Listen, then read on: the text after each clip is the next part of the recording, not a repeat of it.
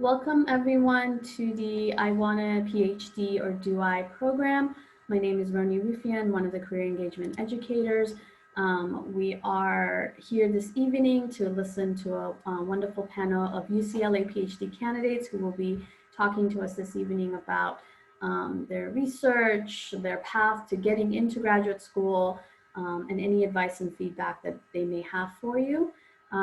I'm going to do a quick Career Center overview and moderate for about 20 minutes because I want each panelist to be able to talk to you guys about their background, their research, and any advice that they may have regarding getting into a PhD program. And then you participants, you all have the option to pick and choose which breakout room. So each candidate will be in a separate breakout room, and you guys can go in and out of whichever breakout room you like and connect with the PhD candidates individually. And ask questions and so on. The program, the moderated panel will take about 30 minutes or so. I know that you guys are eager to go into the breakout rooms and meet each PhD candidate. So having said that, let's go and talk a little bit about our services so you guys have an idea, if you have not visited us before, what some of our services are and how we can help you as career engagement educators. So I always have a little technical difficulties, but here we go. So very quickly, as you guys know, all our services right now, the Career Center are is virtual. So we do have virtual career advising. These are one-on-one appointments that are available through Handshake. These are topics anywhere from how do I apply to grad school, timeline, can you help me with my personal statement? And it could be from master's to PhD programs to professional schools such as med school, law school. So any type of graduate program that you're interested in, learning more about or kind of talking to us about timelines and where to get started, we're more than happy to help you guys within those one-on-one appointment sessions through Handshake. We do have shorter drop-in sessions. They're 15-minute sessions, Tuesdays, Wednesdays, and Thursdays. And those are very quick. If you need help on your resume, talk about job search, internships, or strategies, and so on, the drop-in sessions are great for that. We have tons of events and workshops throughout the year. This quarter, spring quarter, is very big on graduate school and getting into grad school. We have a lot of those types of workshops that can, again, help you on, strategies and best ways to get into grad school. All our programs and events are recorded, and we post them on the UCLA Career Center YouTube channel. So you guys all have access to that year round. So if you do happen to miss a program, doesn't fit with your schedule, you can definitely view it on our YouTube channel. We obviously, through Handshake, employers come for jobs and internships. There's a lot of remote and, as things are hopefully getting better with COVID, in-person opportunities that are posted daily on Handshake. So feel free to, do some research on Handshake to find opportunities. A lot of research opportunities. So what we've noticed actually is faculty are starting to actually post research opportunities as well on Handshake, which is great. So I know the candidates will be talking to you guys a lot about getting research opportunities and resources and so on. But be aware that they are starting to post opportunities too on Handshake. So that's another resource that you can use in being able to find research opportunities as well. We do a lot of on-campus recruiting through Handshake as well. So that's something you can definitely take a look at as far as if you are thinking of taking gap years before you start a PhD program. And our website has a lot of great articles and resources as well for career development, career exploration, and so on. We have a huge and wonderful online library. This is just a snippet of some of the resources that we have for students through Handshake. So a lot of these resources are on Handshake. A lot of these resources, they're free for you guys as long as you're going through Handshake as well. So definitely take a look at our online resources. VMOC is basically a resume builder. So you can upload your resume and it critiques your resume for you as well.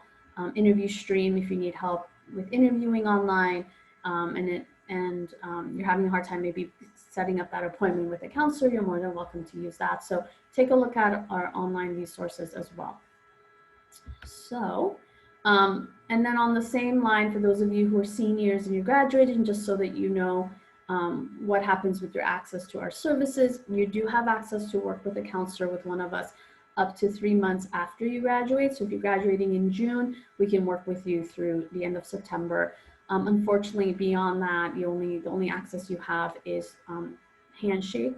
So you do have access to Handshake, and all our programs that are available to you guys. Obviously, our YouTube channel is available, so you're more than welcome to view that as well anytime. So that was a quick recap or quick overview of our services. I do want to start with the wonderful panel that is joining us tonight. So here's a list of all our participants. Just more of an FYI, Joseph and Natalie will be in the same breakout room, and Anna and Hugh will also be in the same breakout room. So you guys, if you would like to visit them, you'll have the opportunity to meet both of the candidates as well in the breakout room. So what I'm going to actually do is I'm going to stop sharing my screen so that we can see everybody. Perfect. So what I'm going to do is we do have 8 participants, 8 PhD candidates here this evening. So I don't want to miss not having someone, not answer a question. So please let me know if I happen to move to the next question and you have not had the opportunity to answer. But I am definitely keeping track of that. So, and I know everybody looks different on the screen. We're not all in the same order. So I'm going to go ahead and start with the first question. And I'm actually going to put Joseph on the spot because Joseph has been helping us out tremendously every year with this program. And I'm going to have him start with the question. If you can go ahead and just introduce yourself, what department, what year that you're in your PhD program. And then we'll just jump into the first question, which is what made you decide to pursue graduate school altogether? Okay, can you guys hear me okay? I guess so. Okay, great. My name is Joseph. I'm a 5th year graduate student in the BMSB Biochemistry, Molecular and Structural Biology program at UCLA. What made me want to join graduate school is I got involved in undergrad research back where I did my undergraduate in the middle of nowhere, Indiana. And I really liked being able to work with my hands and doing science. And so I decided to continue with graduate school because I thought it would be a good way to continue my career. I thought, all the cool jobs use a PhD. And in talking to a lot of people who did have one of those cool jobs, there seemed to be a very major gap between if you just had a bachelor's or a master's and those who had PhDs. So those who had PhDs had more leadership type roles in companies. And so I knew that even though I didn't know what I wanted to do exactly, I knew whatever I wanted to do would require a PhD. So that's the short and dirty of it. Thank you so much. Denise, you're next on my screen. Hi everyone, my name is Denise. My pronouns are she, her. I am a 1st year graduate student. This is my first time at UCLA. I'm in the Astronomy and Astrophysics PhD program, but I was previously at Cal State Fullerton, so not too far from here. And I studied physics there. And I also was very, very involved in undergraduate research for like 3 years, and I got to participate in super amazing pipeline programs for underrepresented minorities at Fullerton. So I think having that support really helped me. I also did summer research programs, which I didn't know existed prior to joining these programs. So I think having lots of resources to tell me what was possible for URM students was a super huge thing. Otherwise, I probably wouldn't be here. And I had a lot of support throughout the whole time I was an undergrad. And I think one of the reasons I wanted to come to graduate school was to be able to share that with other students that may also not know that there are opportunities out there for you. Like there are a lot of fellowships and lots of scholarships, lots of programs that are there to assist you, and we just don't know about them because we're not told about them. So I wanted to be able to provide a voice for students when I get to the point of being a professor, hopefully, or leaving and being an administrator somewhere. So yeah. Thank you so much, Denise. Roy, you're next on the screen. Hey, good afternoon, everyone. So my name is Roy McReynolds III, and I'm a 3rd year in the Neuroscience PhD program here. And what made me pursue a PhD? I think the short answer is it's what I thought was the next step, which is everyone says that's always the wrong answer, right? But basically, it's what I thought would allow me to gather the necessary training and continue on the trajectory of research that I was on, which I started in undergrad. And similar to Denyz, I did summer programs and participated in research programs, like pipeline programs, such as RISE, MARC. There's also McNair and other kind of like research programs which you can apply for, and they'll provide you a lot of support and a lot of professional development guidance. And so that was kind of what sparked my interest in going to graduate school. And then from there, it was, well, I think I like all the things that you can do while doing a PhD and what you can definitely do after getting a PhD. So those were kind of all the reasons why I decided to go to graduate school. Thank you so much. Dr. Chai, you're next on the screen. Hi, everybody. I'm Hua. So I am now, I guess, almost 2 years out of the MD PhD program. So almost 4 years after my PhD, which I did in neuroscience here at UCLA. I have one of those, like stories of like, my parents are in science. I had exposure from an early age, which definitely makes a difference.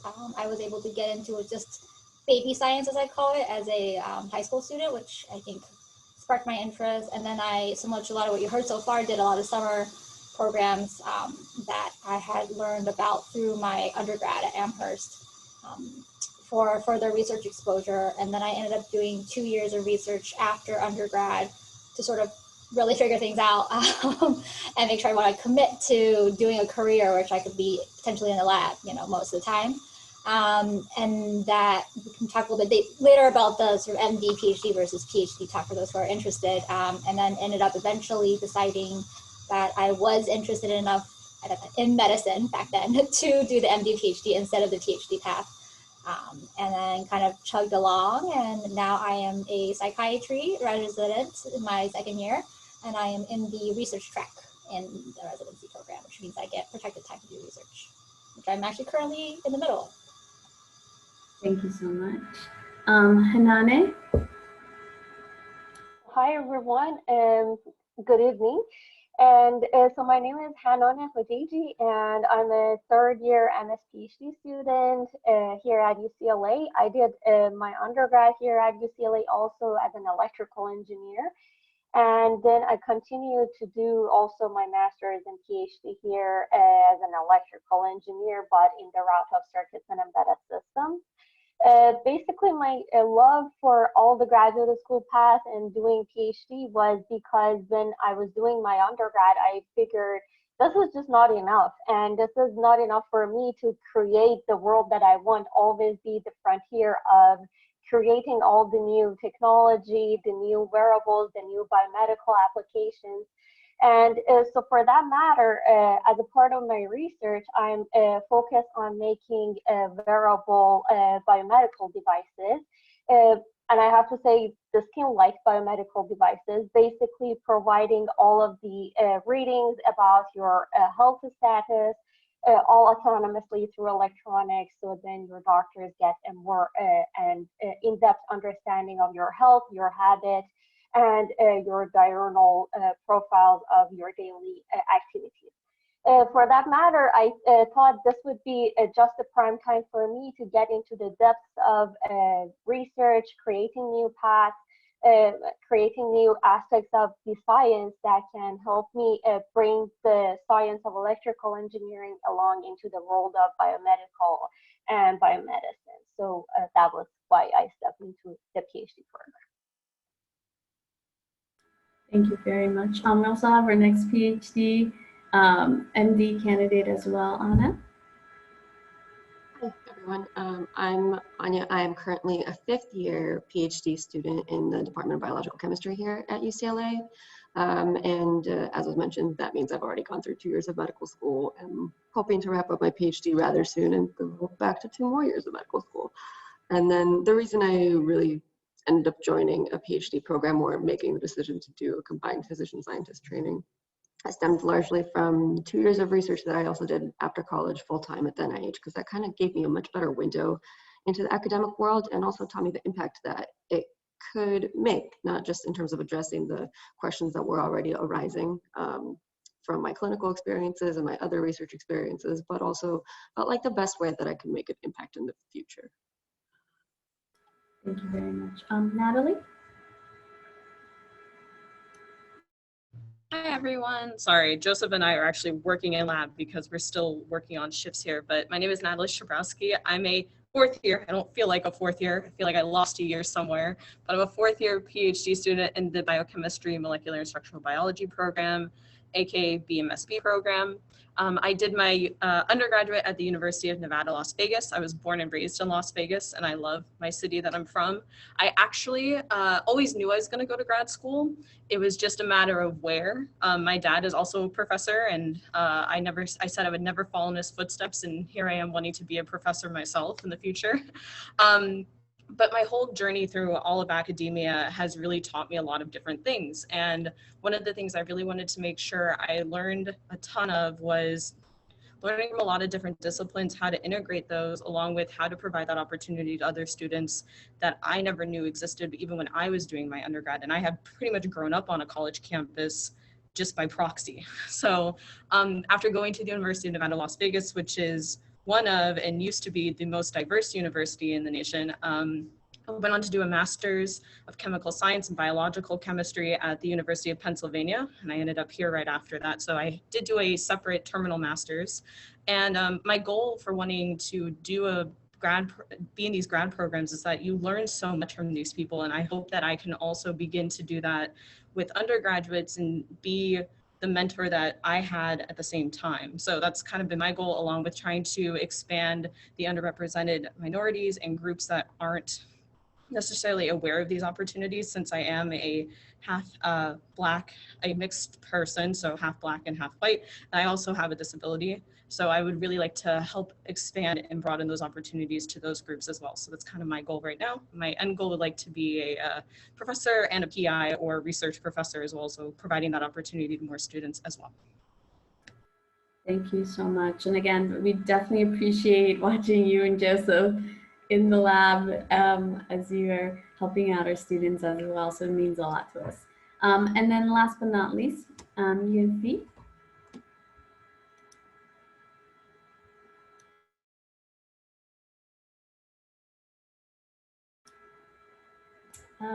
Yufi Wang? I'm not a PhD student. Oh, you're not? Yeah. I apologize. I mixed you up with one of our panelists. Well, thank you for participating today. Yeah. So we are waiting for one more panelist. All right, perfect. Okay, so just taking a look at the time, I have 2 more questions, but I will combine both questions just so that we can allow students to go into the separate breakout rooms. So first part of the question is, how did you find research opportunities as an undergrad to support the graduate division or the graduate program that you're a part of? Strategies, tips, you know, we consistently every day talk to students about finding research opportunities, how to connect with faculty, and so on. So what were some strategies or research opportunities that you took on as an undergrad student? And then what do you feel like was the main experience that made you a competitive candidate for your graduate program? And I can start with Joseph if you'd like to go first. Yeah, I was actually about to volunteer to go first, Roni. I'll echo something that's already been said, which is what Denyz said. There are summer undergraduate research programs. You don't need to have previous research experience to apply for them. And then the school that you go to will usually pay you. It's around $4,000 or $5,000 for about 12 weeks of work. Something that I didn't know. You know, you have to kind of apply to a lot of them because a lot of people apply, but just apply and then you can get it and it'll be okay. And so that's one way to start. Of course, the best way is you just find a professor that you think, yes, Denyz just put in, they're called REUs. So Research Experience for Undergraduates, I think is what they call them, sponsored by the NSF. The other thing I'll point out is you find a professor or a graduate student who you think is doing interesting work, and you just very nicely ask if there's space to join their lab. You know, they're not going to pay you, so I mean, they have no reason not to say yes. Although Denyz, I think, is mouthing that sometimes you do get paid. And when When I was an undergrad, I didn't get paid. I got paid in a mysterious class credit, whatever that was worth. So, but you just nicely ask if there's something, if you can help out, and sometimes they have space, sometimes they don't, and you just ask until you find someone who does. The only trick I'll add in is if you know a senior or graduating person who's about to leave, ask if their lab will have an opening, because you can just plug into their spot and then you can take over what they're doing. It's we as graduate students really like it when people start younger in their first or second years, because we get to work with them for a much longer period of time. If you come into my lab and you say, oh, I'm a senior, I'm graduating in 6 months, then it's kind of like, well, I don't really want to train somebody who's going to leave right away. So those are my kind of tips and tricks. I'll let somebody else go from here. If you don't mind, I'll go just to kind of dovetail off of some of those things. Joseph brought up a lot of the summer programs, along as some other people have too. There's also other ones such as Strobe, if you're more interested in science, along with, there are other groups on campus as well that do like help connect you with grad students, like peers and a couple of others on campus. So definitely look into those. From my experience, I don't want to say fell into them, but I kind of just talk to professors outside of class, and that really seemed to work well. The first lab I joined was an ecology lab, actually, in my undergrad, and the professor asked who speaks German in the class, and out of a 250-person lecture hall, I was the only person that raised their hand. And that's how I started research in his lab. And I stayed there for 3 years. And then my last year, I ended up doing cancer metastasis research, because I was one of the top lab groups for my biochemistry lab specifically, which you can only take as a senior. And she took those 4 students on to do research for a year in her lab, because she had formerly worked at the Nevada Comprehensive Cancer Research Institute. So it just kind of happens a lot of the time. So like Joseph said, definitely ask professors and talk to grad students, along with talk to your professors. Like, they're really interested in not only getting to like have students, but also getting to know you. And by getting to know you, they can see that you have those positive qualities to be in their lab. And if you ask really good questions too, asking questions and showing that you have analytical skills, because that's what research is at the end of the day. It's a lot of having good analytical skills to make sure that you can conduct research in a logical, but also a comprehensive way. Thank you so much. Anyone else would like to jump in? I can go down my list, Denyz. I'll participate.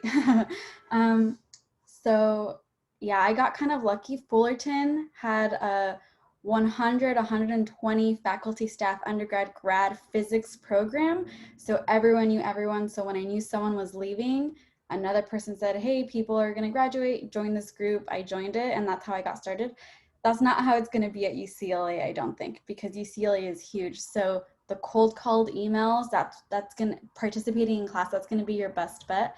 I wanted to mainly answer the second part of what made me a good candidate. I applied to everything. It didn't matter if I was going to get it or not. I would apply to a scholarship here, a scholarship there, and it gave me lots of practice in writing and writing good proposals and bad proposals. I went through many drafts for many different things, and I never had to start from the beginning because I always had a draft available from something else that I had started. So just applying to everything. I applied to one thing, didn't get it one year, applied the following year, and I got it. So just apply to every single thing that, if you don't get it, who cares? You got the practice. So I think that should be one of the things, especially if you're going to want to apply to grad schools, you're going to get rejected. Like that's the thing, you're going to get rejected at some point, and it's okay. Like, it doesn't matter. Apply the next year. So, and also apply to big, huge fellowships. I applied to the NSF, didn't think I was going to get it. Wrote it the day before one of my essays, and I got it. So yeah, just literally apply to everything you can. And also another reason I personally think I was, I got into grad school was because I'm very outspoken about everything. And so I wrote in my essays that if I was unsatisfied, so I went to Cornell for an RU, and I was super unsatisfied that they brought in all of these Black and brown students and then didn't provide us any, they didn't give us anything for us to feel comfortable there when all of their grad students were white. And so I made my own panel, and I said, hey, people can come join. I interviewed lots of grad students. So taking things into your own hands when you are unsatisfied you know, it'll go a long way. So, you know, if you don't like things, speak out. Thank you. Anyone else? Roy? Oh, go ahead. Yeah, I want to just quickly chime in about the summer programs. I will say that it is harder to get into, I would, as a freshman, because I remember part of the purpose of these programs often in some ways is recruiting for their program, their grad program, right? So don't, you know, I think the sort of message you've heard so far of just sending applications out there and sort of practicing growing a thicker skin, and like that, the rejection is, especially for pursue academic science, is very much part of your future. And I think in some ways it's a good way of seeing whether you want to be in this track is, you know, how much are you able to emotionally tolerate people saying like, thank you, but no thank you, or not so nicely. Hopefully at least that nicely. So I do think it's a little bit easier to get into as rising juniors and seniors. Wow, how do you know you're out of school for too long? The other thing I will say is don't be afraid to use the connections you have, right? Like I didn't cover this earlier, but all 4 of my first summers of research experiences were all in companies. So they're all through either initially my parents, and then later other people that I knew, right? That like academia is great. Companies are not necessarily an evil place. So I think thinking not outside of the box about getting that first exposure to research and sort of broadening what you're applying to is going to help you have a better opportunity to find something, right? Because the next one is always going to be easier when you have said, I have XYZ experience. So in some ways, the first one is always going to be the hardest because that's the one that somebody is really taking a risk, right? You have nothing to show that you enjoy, right? Or can do research. That's the truth. So I think once that first step happens, then the next ones are always going to be a little bit easier. Thank you. And probably I can continue on that one. I think Denyz very well said. Indeed, you guys want to go after all of the applications, try them out. But first thing is, are you really interested into doing research? So first thing, as you guys all are here, so that shows that you're already interested. So that would take me to first suggest that you guys have to go through researching about what type of work you want to go after, or like what area are you more interested in, and try to take a look at a couple of groups in your department or like in neighboring departments. And then from there, try to see what are their like papers, and then try to contact the professors. If you don't like hear back, it's okay, keep emailing them. As long as they see that you're interested into doing research, then that is basically developing or initiating that first step for you to communicate with the professor. And most often it comes into their mailbox, and then they actually pay attention after they see that you're actually willing to perform the research. Then after that, you can have the discussion that now I'm interested in your research. Is there any opportunities for us to have like this scholarships or anything to fill them out? And they will be very excited to see that you're willing to put in the work. And aside from that, it's not just the summer. Well, I understand that summer is a very good time for you to get the majority of the work done. But I know from my perspective, for my research, I was doing research like all year round, and I did it for 3 years in the computer science department, performing machine learning for the health monitoring devices. And then I wanted to make it feel like electronics, so I had to go to another group to gain a lot more information and add on to what I had learned already. And with that, you can basically develop that whole skill set that you need in order to see, am I really a good fit for graduate school? Is this what I want to do for my future? And that can set your foot for doing any sort of research. And that basically left me with the last group that I worked with. They invited me to join them for the graduate program. And so that brings you the opportunities afterward. You just have to put in the work, put in your interest, and then after that, everything falls into the proper place. Thank you. Roy or Anai? So I'll hop in here. I guess I'll go more so towards the second question. And I would probably say, this is a little past once you do your research or you get into a research lab. One of the things that helped me stand out a little bit was presentations. See if you can go, and I guess technically it connects to the first one as well. But presentations help you get kind of like intermingled with the individuals who are in the field. There are a bunch of undergrad, primarily undergrad, like research presentations. There's SACNAS, there's ABRCAMs. These are primarily for minority students, but there's also even larger conferences like Society for Neuroscience, at least if you're interested in neuroscience, and then other kind of like large national conferences where if the work that you're doing and you're on a project that will be, you know, presented there, speak with like your advisor or your the graduate student you're working with, and see if you guys can go to these kind of like conferences. That way you can mingle with and talk with people, graduate students, postdocs, even PIs at other institutions. And I think for me, part of the reason I was accepted into grad school or made me, I guess, a good applicant was networking. I would go and I would talk to the recruitment directors at every single graduate school I could that I was interested in, and you know, and just try and make it so that when my application rolled around and I was submitting and everything, I was more than just another applicant in the pool.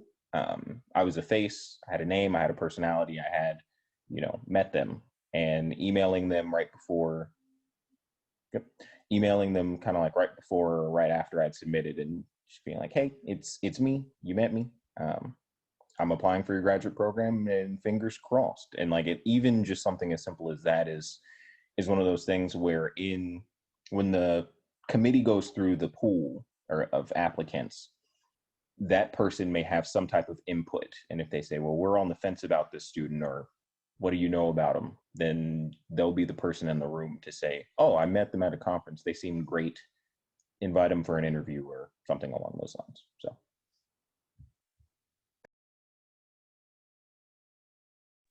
I think that talking continually both about your scientific interests and to the people around you at all times is going to be some of the best advice that you can retain throughout your academic career.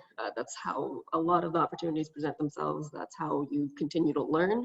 And that's how you really enter what becomes a pretty small academic world. You start realizing that it's a lot more interconnected than you probably could have realized. So, and for me personally, my first full-time, research opportunity after college came up because a postdoc in the same lab where I was already working saw me there on weekends. We weren't working together, and she was like, I want someone like you. I'm starting a lab in this different institution, come.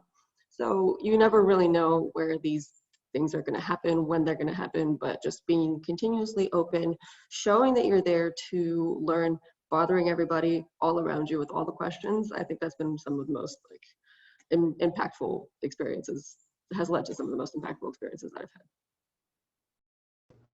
If I can just chime in here at the end really quick, because Roy brought it up and I was going to interject, but I wanted everybody to talk, is networking is huge. It's so big, and like Anya said, everybody talks to everybody. The person I interviewed with at one university, or one is working, because you had to select a PI prior. Every university's application process is different.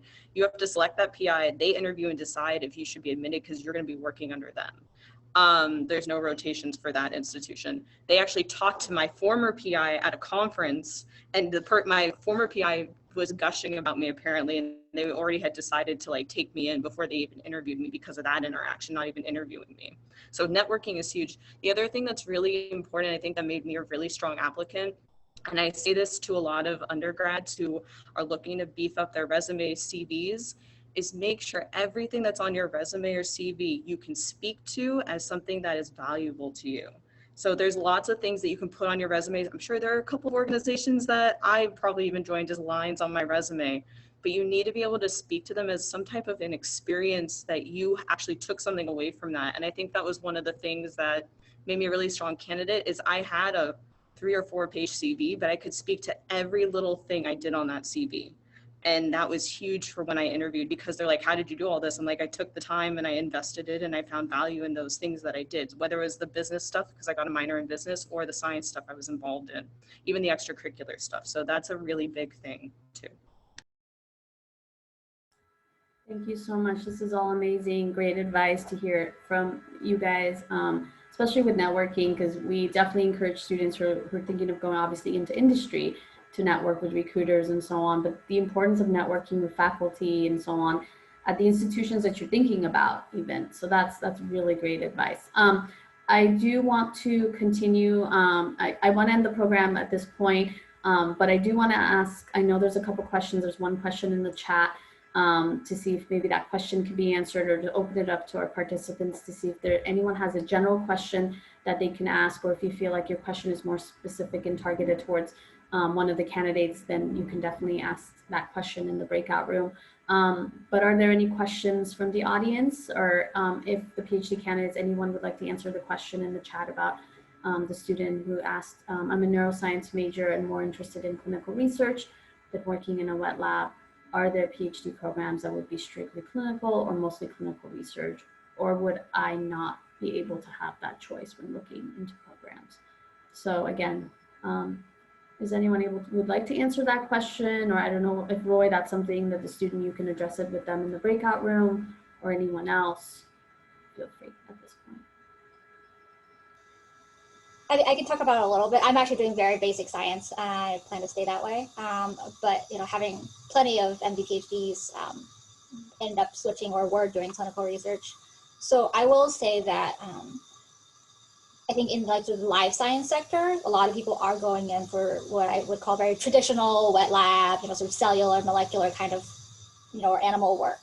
If you're interested in doing clinical research, it's going to be really important for you to think about what kind of projects, like are there PIs in that program or affiliated with that program who are doing this kind of work? How good of a connection between the clinical side and the sort of basic science program that you may be joining is there. And I sense it's probably Hannah can also really answer some of this questions because she's actively working in this field. But I will say that it's, with clinical, there's always sort of paperwork and bureaucracy with any kind of science project. And anytime you work with humans, probably a good reason, there's a lot more paperwork and timing and things like that. So I think those are things you want to think about. So I think it's actually something you do want to be very upfront about as you're applying, and be fairly critical as you're looking at programs. If there's one clinical faculty in that entire program doing clinical research, and you're not sure you want to work with that person, maybe not the best program for you. Thank you so much. Anyone would like to add to that question? Or I do want to ask the next question as far as how important are publications for undergrad. I think that's a really important question. A lot of undergrads ask us, they're worried about not having any publications, not being published, and concerned that that would help hurt them as far as not being able to get into a graduate school program. So maybe in 30 seconds or less, if you'd like to answer that question, that'd be great. I can probably go ahead, Joseph. Oh, sorry, they're not important. You don't need to have a publication to go apply to grad school. I second that.